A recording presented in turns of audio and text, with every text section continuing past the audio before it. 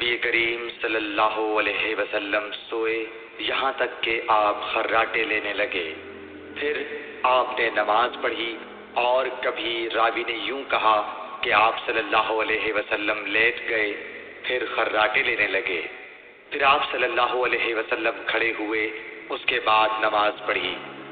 پھر سفیان نے ہم سے دوسری مرتبہ، ابن عباس رضی اللہ تعالیٰ عنہ کہتے تھے کہ ایک مرتبہ میں نے اپنی خالہ ام المومنین حضرت میمونہ کے گھر رات گزاری تو میں نے دیکھا کہ رسول اللہ صلی اللہ علیہ وسلم رات کو اٹھے۔ جب تھوڑی رات باقی رہ گئی تو آپ صلی اللہ علیہ وسلم نے اٹھ کر ایک لٹکے ہوئے مشکیزے سے ہلکا سا وضو کیا۔ عمرو اس کا ہلکا پن اور معمولی ہونا بیان کرتے تھے، اور آپ کھڑے ہو کر نماز پڑھنے لگے تو میں نے بھی اسی طرح وضو کیا جس طرح آپ صلی اللہ علیہ وسلم نے کیا تھا۔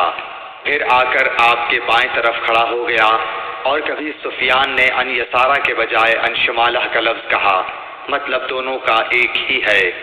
پھر آپ صلی اللہ علیہ وسلم نے مجھے پھیر لیا اور اپنی داہنی جانب کر لیا، پھر نماز پڑھی جس قدر اللہ کو منظور تھا۔ پھر آپ لیٹ گئے اور سو گئے حتیٰ کہ خراٹوں کی آواز آنے لگی۔ پھر آپ کی خدمت میں مؤذن حاضر ہوا اور اس نے آپ کو نماز کی اطلاع دی۔ آپ صلی اللہ علیہ وسلم اس کے ساتھ نماز کے لیے تشریف لے گئے۔ پھر آپ نے نماز پڑھی اور وضو نہیں کیا۔ سفیان کہتے ہیں کہ ہم نے عمروں سے کہا، کچھ لوگ کہتے ہیں کہ رسول اللہ صلی اللہ علیہ وسلم کی آنکھیں سوتی تھیں، دل نہیں سوتا تھا۔ عمروں نے کہا، میں نے عبید بن عمیر سے سنا، وہ کہتے تھے کہ انبیاء علیہ السلام کے خواب بھی وہی ہوتے ہیں۔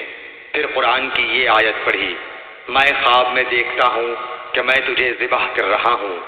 صحیح بخاری حدیث نمبر 138۔